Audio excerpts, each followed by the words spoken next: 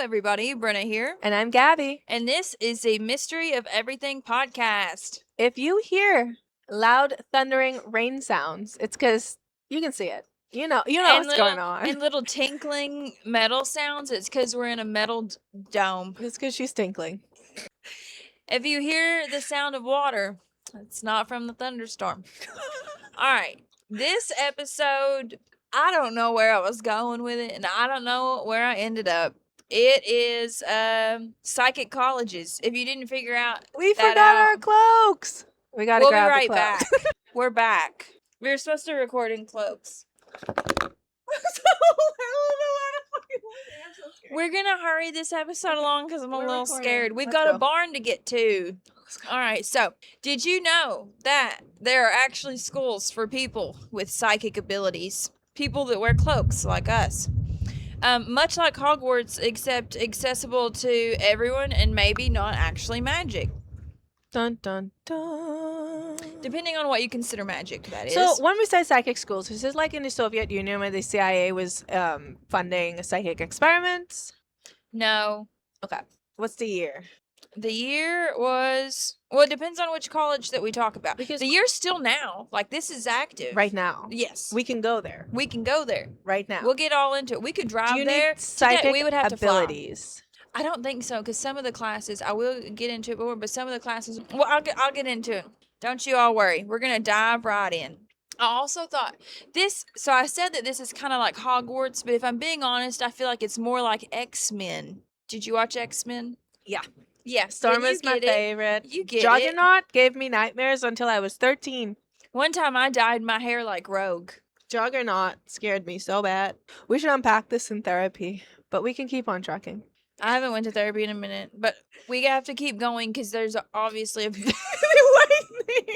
We have to keep going because there's a storm behind us. Okay, so like X-Men. In this episode, we're going to talk about all the schools and the places that help enhance psychic abilities. And at the end, we might talk about some theories behind children who've been potentially scouted out for their psychic abilities. We might not. It depends on how scared I am. Depends on how scared I am. It's so real right now. Yes. So while there are no accredited traditional universities that offer degrees in the art of practicing your psychic abilities, there are places like the Arthur Findlay College. I imagine it's pronounced Findlay, but it's with an A. You don't get a degree, but you just go? No. Well, it's not an accredited university. Yeah, so what's the point? Well, you learn. Okay. Yeah, like the X-Men probably didn't get a degree, but did they learn how to suck your soul out with a kiss? But did they make money? I'm not saying education is purely for the purpose of financial reasons, but... You can make a lot of money as a psychic on TikTok. Are you trusting these psychics on TikTok? No. I don't want to go into psychosis. Not saying that's for everybody. It's not for me. I'm sure there's probably a good psychic on TikTok. I myself would have paid an Etsy witch to make sure the Habs won the Stanley Cup, but I didn't. I refrained. Moving on. So, other than Arthur Findlay College, there's also the College of Psychic Studies and the University of Edinburgh, who are institutions that specialize in intuition and parapsychology. So one of those is an accredited university. University of Edinburgh. Parapsychology is like a field. Yes. Yeah. So they're not. But what is do they also have intuition? So two of these study your psychic abilities and intuition. One of them might just study parapsychology. Okay, that's what I figured. The University of Edinburgh doesn't teach you how to be a psychic. Lame. All right. Okay. We have nothing against the University of Edinburgh. So starting out strong, when you go on the website for Arthur Findlay College, you will see the words pioneering spiritualism and psychic sciences under the college name. It then says develop your spiritual abilities, and you can find a course, or you can book a private setting. You can study spiritualist philosophy, religious practices, spiritualist healing and awareness, spiritual and psychic unfolding, and kindred disciplines. They also have a library, a museum, a lake, recreational activities. This is Findlay University? Yeah, Arthur Findlay University. And people go here? Yeah. They've got recreational activities. It sounds like a summer camp where they give you... They've got full board accommodation. Look up a picture. I'll put a picture too. Is it? It depends on the course. And it's not accredited. So you go for the vibes and no. You go for the vibes and the learning. But if you go to the website, it really does look like it looks like I'm going to apply at EKU. The website, I mean, it looks good. There have been universities that have a lot of people who had student loans to go to them. They had to get their student loans wiped because they got scammed. That one movie? It's in Ohio? No. Okay, because University of Findlay is in Ohio. It is the Arthur Findlay College. Findlay. Like yeah, that's what I said. There's one in Ohio. Is that in Ohio?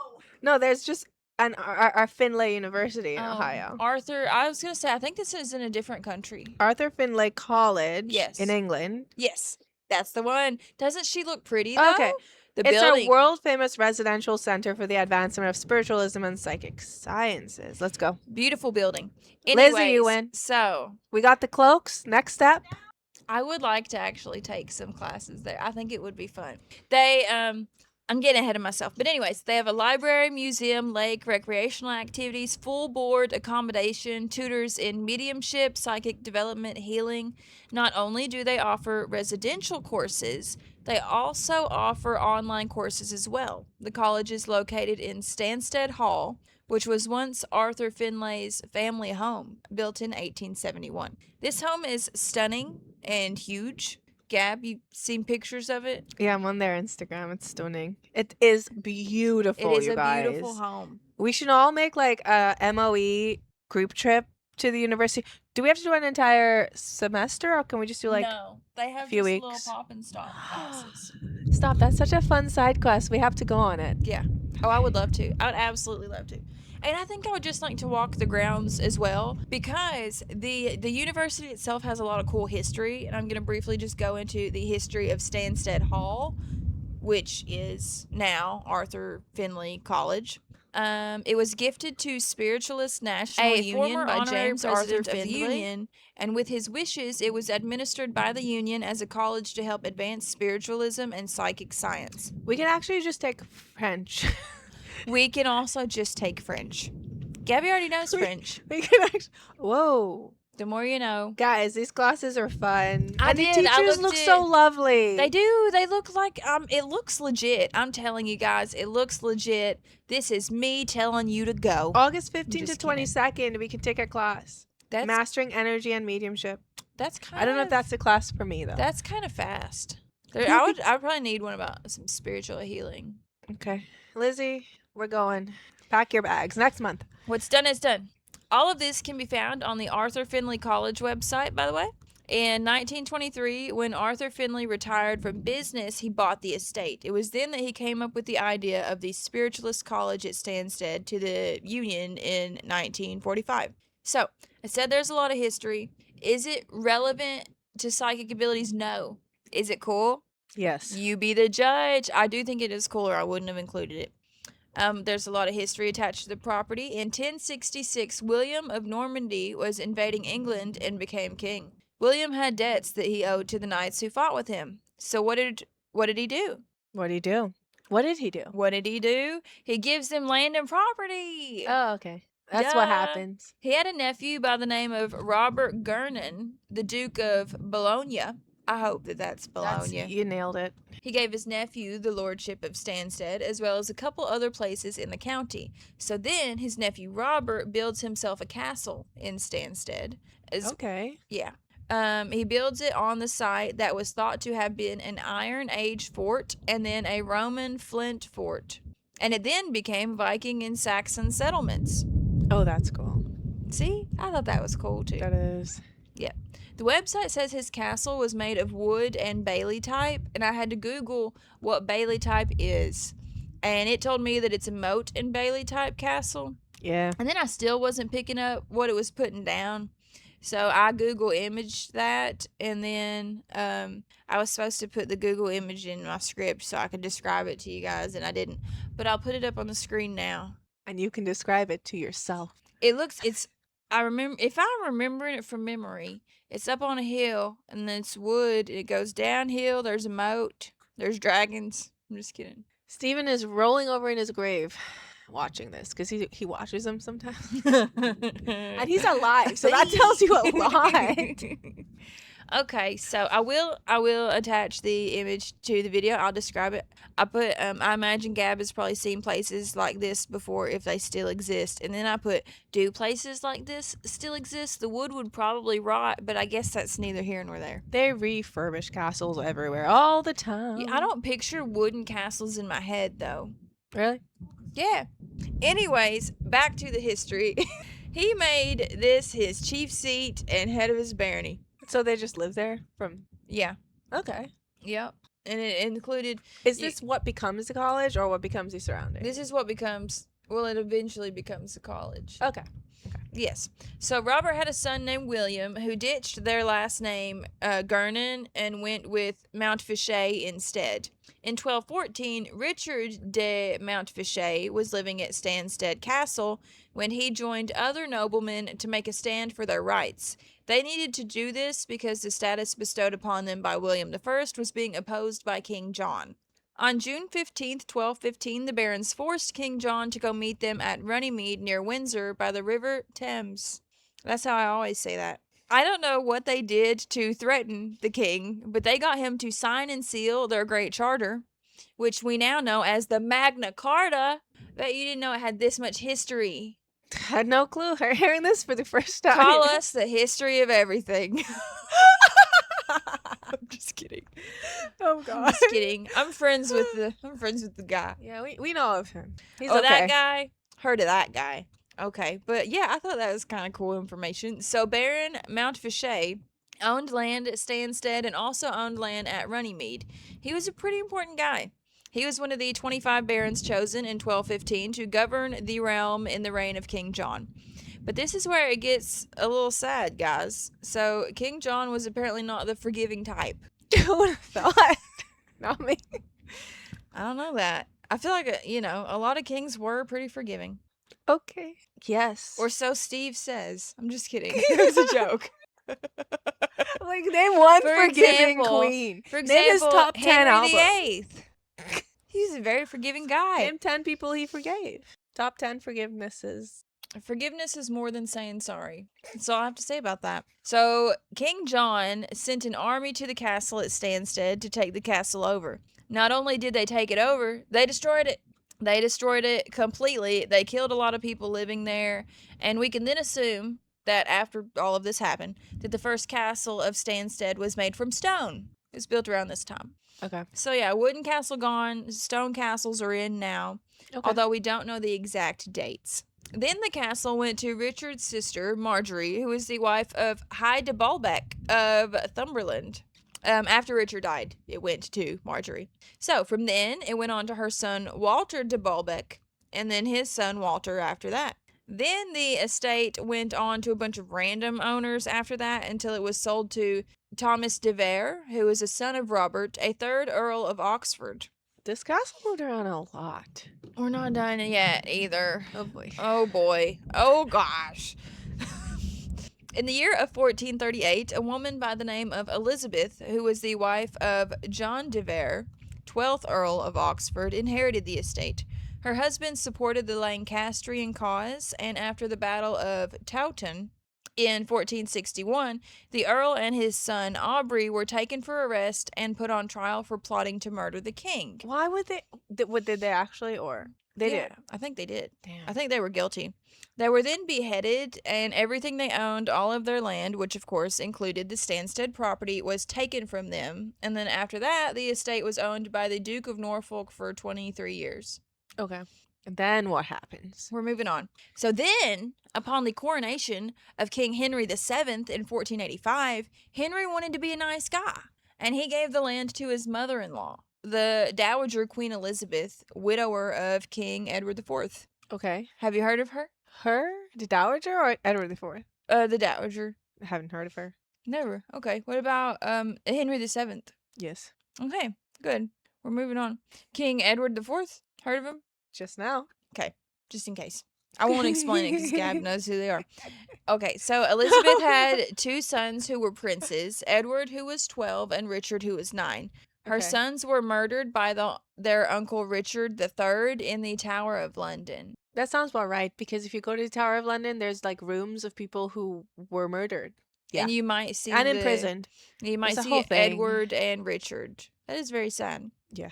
So Elizabeth's oldest daughter, known as Elizabeth of York, married Henry VII as a way of uniting the factions of Lancashire and Yorkshire after the War of the Roses. Okay. Yeah. But then 2 years later, something went down. Okay? I don't know what went down. Something went down, and then Henry VII banished the Dowager Queen Elizabeth to a nunnery, and he gave Stanstead Hall back to the estate of the De Vere family. Yep, it's just trucking along. Who would have wanted at this point? Like, if you see it it's like when someone gets murdered in a house, and you're like, I don't want to live there. But if you look at pictures of it, it's really pretty. Yeah, but like, if people get... But it didn't look like that. You'd be like, I don't want to live there. It's bad juju. I would live there. I would just open a lot of Bibles or something. That's what my mom does, and it doesn't. I don't think that's how it works. Your mom, you got to also have the holy water and the olive oil. Yeah, you need all of them together, I think. So they kept possession of it until 1582, and then in 1582, the 17th Earl, also known as the Great Chamberlain of England at this point in time, sold it to John Southall. Then John Southall gave the manor to Edward Hubbard, who then gave it to his son, Sir Francis Hubbard, who sold it in 1615 to Sir Thomas Middleton. Are you keeping up?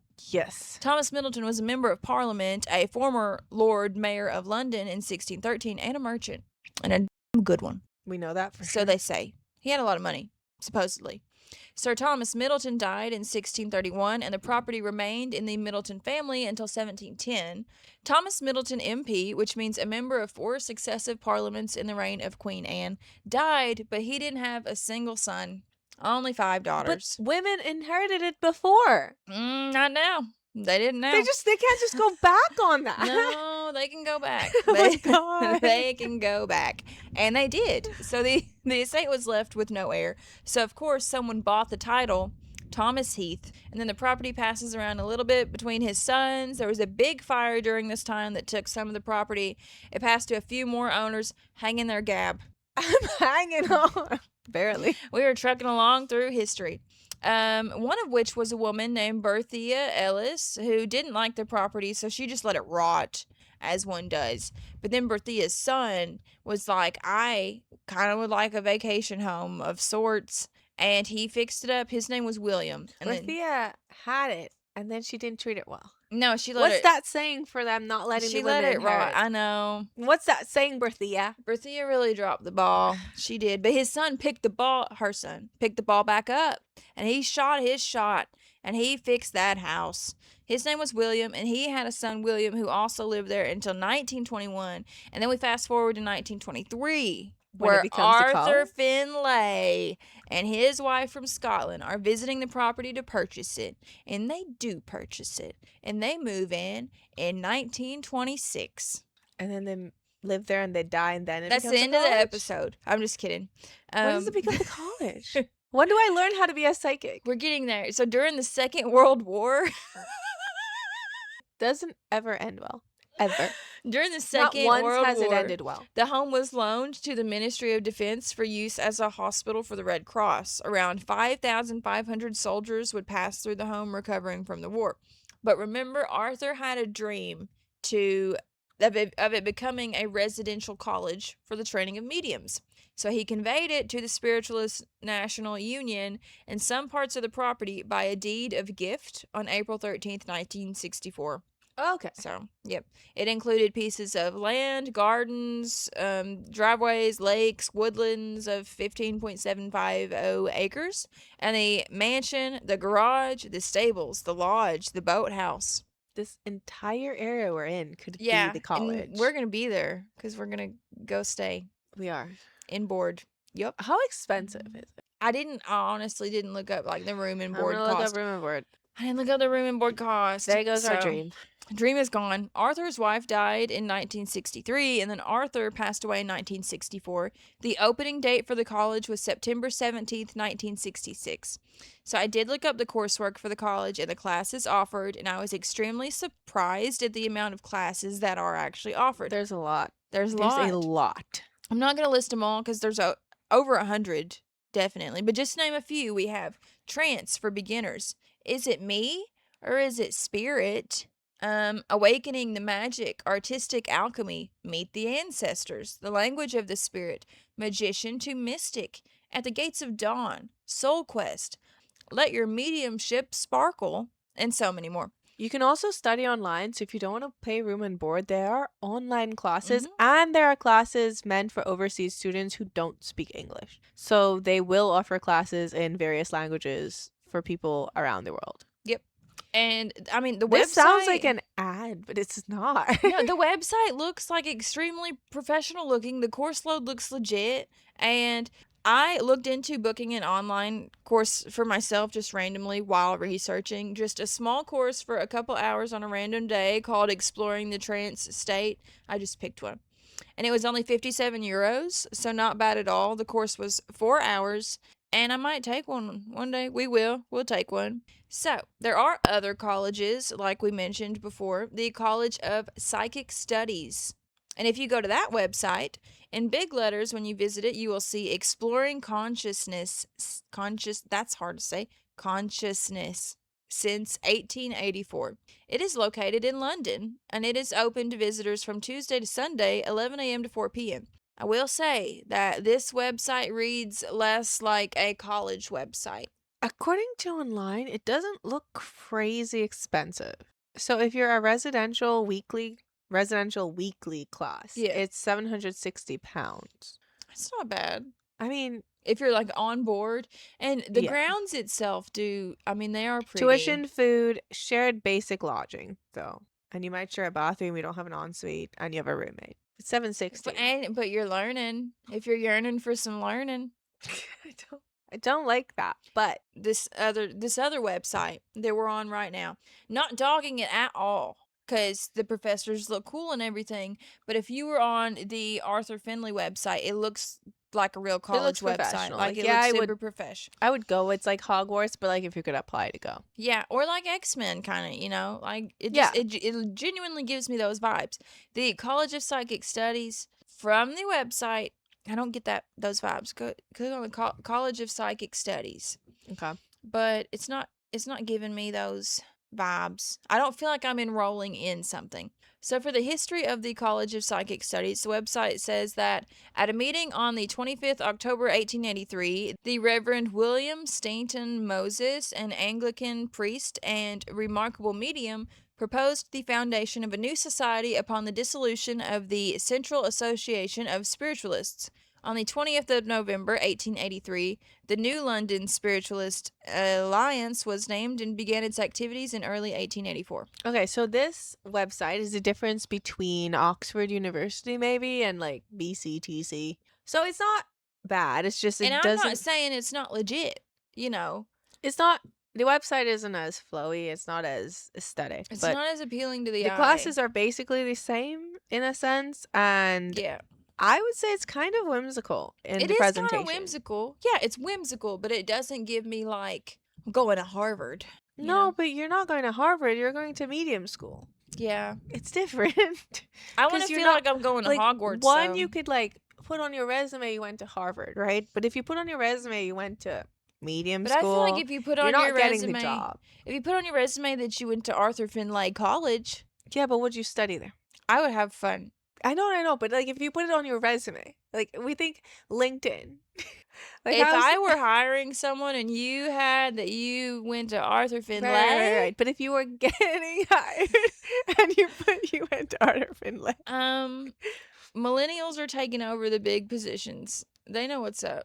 Millennials are becoming more.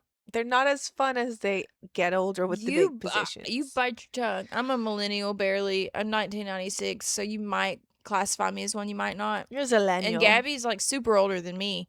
So No. How much older am I? 7 months. God forbid. Yeah. God forbid. That's what I tell Steve. I can't even complain because I also call Steve an old man. Is and he's Steve 7 older months. than both of us? He's 7 months older than me, which Oh, means he's he's way ancient. older That's than what I've been me. saying. 14 months older than me. Oh, Dude, God. the man is literally. I looked up We need to get him a nursing cane. homes the other day for him, and he was like, "What are you doing?" I'm like, "Listen, buddy." It goes on to say the alliance resided at several addresses in London before acquiring its spacious townhouse in South Kensington, London in 1925. The purchase price for the freehold at 16 Queensberry Place was €5,000. Almost exactly the amount raised by a memorial endowment fund, which was started at the end of the First World War at the suggestion of David Gow, who was the editor of the college's journal. Light, the oldest running psychic journal in the United Kingdom, goes back even further than the college. It first appeared as a weekly on the 8th of January 1881 and has always been associated with well-known editors and contributors. End quote. That was all like a quote. I do have that I was supposed to put in my script so Gab could see a cutout from Light that you all will see. The college became a literary hub through the years and has built up very fine collections of specialist esoteric books.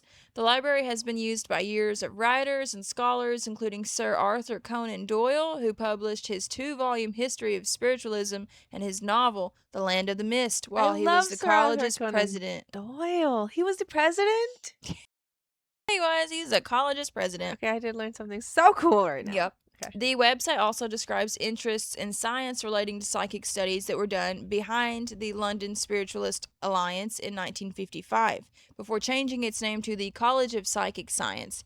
The name changed again in 1970 to the College of Psychic Studies. The college was very focused on psychical research from its early days. From 1926 to 1930, the entire top floor of the college was leased to psychic investigator Harry Price for his National Laboratory of Psychical Research. This room was filled with, the entire upstairs was filled with 6 labs with all the necessities you would need for your studies. They had Bunsen burners, apparatuses, recording equipment. So for chemistry or alchemy? For the study of psychical research relating to science. I don't know. I don't know if it was chemistry or alchemy. I don't know what all it entailed. Anything that your heart could desire. Fair enough. They did scientific experiments to prove psychic phenomena. I don't know if they were successful or not. The website didn't say. They did it again during the Cold War when when the Soviet Union was doing all of their psychic stuff and they were recording studies. All of our people were like, wait, no, if they actually figure out psychics. So then we started researching psychics, and then CIA I did remember all of their psychic stuff, and we had a bunch of research into psychics, and it was a whole It was a thing. lot. You had to be there. It was a lot. We were there. The college has a bunch of archives of spiritualist and psychic material that exists because of the donations that they've received from people, some dating back to 1845, and they even have some rare books that date back to the 17th and 18th centuries. So that is pretty cool. I also looked up the coursework for this school, and it offers online classes as well. An online class called Develop Intuition and Psychic Awareness is a 6-week course for beginners and only costs the low price of €125. Like the entire 6 weeks? Yep. Or is it 125 per week? It said as a whole. Huh. I could be wrong. Don't quote me. Take it and find out. We're already taking how many? Do you want me to become a full-blown psychic? Just take this one online, and then we'll circle back. €125? We'll see. It's a business expense. We might. You all subscribe to Patreon.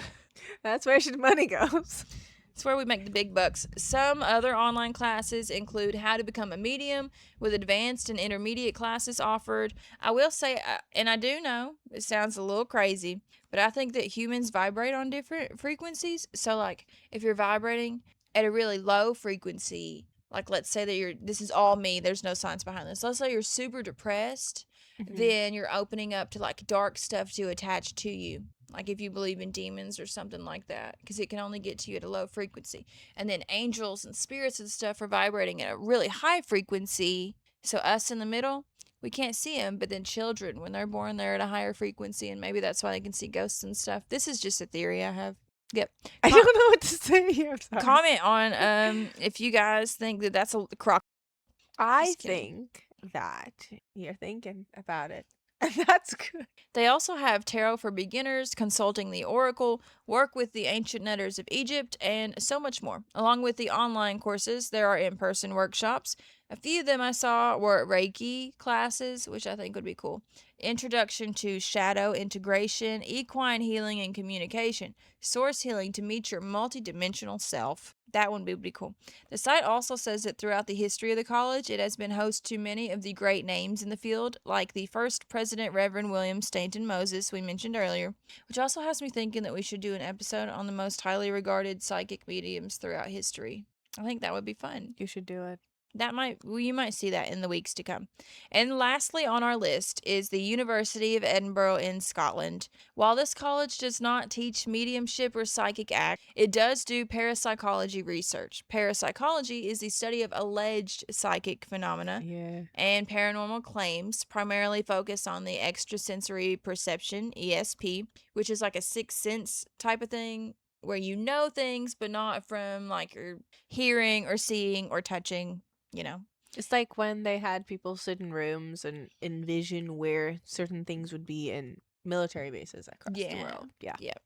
And then also psychokinesis, which is the ability to move, change, or control physical objects So and they systems study only with your mind. Yeah. psychokinesis? Have they They're not like trying found? to teach themselves No, they're psychokinesis, trying to but study what they're happens with studying the it. alleged phenomena, like claims. Okay. Yeah, they're studying psychokinesis claims, people that claim that they have the ability to move stuff without touching it or physical force. And they're also studying survival after death. That sounds really, this is an actual accredited university, Well, and because that the sounds brain really cool. brain activity shows that maybe consciousness isn't fully gone after your heart stops, and they've done that with a lot of neuroscience research recently in recent years. Not even recent years, like getting Yeah, back to the mid 2000s. But is that what they're talking about, or is it just I would say different? that it entails that, but just also probably whenever people die and say they see stuff and come back, I'm assuming it entails more than just brain activity, but just Hmm, the whole shebang. interesting. Yeah. I thought that was super cool because That this is actually is fascinating. accredited. I would like to take those courses. But the University of Edinburgh has a unit called the Koestler Parapsychology Unit that researches anomalous experiences, reasons why people might believe in the paranormal, and the scientific methodology behind testing alleged PSI abilities. And if you go to the website, you will read that the Koestler Parapsychology Unit is one of the UK's leading groups teaching and researching ostensibly paranormal experiences and beliefs. The unit was established in 1985 following a bequest from Arthur and Cynthia Koestler. Topics of interest include the possible existence of psychic ability, anomalous experiences and belief in the paranormal, deception and self deception, and historical and conceptual issues in parapsychology. It is based in the psychology department at the University of Edinburgh. Another interesting thing that they run a registry for parapsychological studies. It would be cool to look into that registry. So, for a little bit of historical context, parapsychology became a part of the University of Edinburgh since Dr. John Beloff was appointed as a lecturer in 1962 in the Department of Psychology. He researched and taught parapsychology at the university until he retired in 1985. There was a writer by the name of Arthur Koestler, along with his wife Cynthia, that gave their estate to establish a chair of parapsychology at a British university. They did this because they wanted to further scientific research into the capacity attributed by some individuals to interact with their environment by means other than the recognized sensory or motor channels. Edinburgh University hosted the Koestler Chair, and also John helped in appointing the first professor. The first professor was Robert Morris, and he was the professor of parapsychology from 1985 until he passed away in 2004. He recruited additional staff, saw over 100 undergraduate students and 30 postgraduate students, and he played a very huge role in the growth of the Koestler Parapsychology Unit. They did offer an online course that was designed and taught by Caroline Watt from 2008 until 2023, but the course is currently discontinued. There are classes that students enrolled in honors psychology degrees can take that overlap parapsychological themes, and postgraduate students can study parapsychology as part of an MSc and PhD degrees program at the university. Their website does kind of give a warning, though, that there are not many opportunities to work in parapsychology. That's what I've been saying. Yeah. It even warns you at the bottom of it. It's like you can take these classes if you want, but The only thing you yeah. could possibly do after all of that is said and done is potentially TikTok Yeah. live readings. I think it would be super cool unless you turned into like Teresa Caputo. Who's Teresa Caputo? Ah! I don't keep up with the. She's got really big hair. Doesn't help me I one find her bit. wholesome. I don't know, but I'm she not does. saying She's she a won't. psychic medium. But anyways, yeah. If you want more information on the subject, you can visit Parapsychological Association website and the Society for Psychical Research, and those are the psychic colleges. 3 of them. Three of them. There's the probably last more. one is. The last one's not technically a Yeah, psychic it's like college. parapsychology, which like It's more of the real deal, like in a sense. pros and cons. I feel like they look into potential happening. Yeah. Not that I'm not a naysayer, but I feel like we got the skeptic and the non-skeptic, which is a fine balance. You're a naysayer. I'm not a naysayer. I believe in some things. I just feel like if you're gonna charge people money for a degree they can't use. I believe the children are our future. Yeah, so don't take their money if they can't use it for money. We're literally going to the Arthur Finlay College. Oh, I'm gonna do that because they're not saying we're gonna get a job. They're saying come learn this stuff. Yeah. And it's not insanely overpriced because No, I've feel stayed like in it's hotels affordable. that cost for one night what that costs for a week. So like whatever. You can be my roommate. We'll hold hands across the bed or something. My arm just popped It so did. loud. And on that note, we'll leave you here. All right. Bye, guys. Thanks for watching. Bye.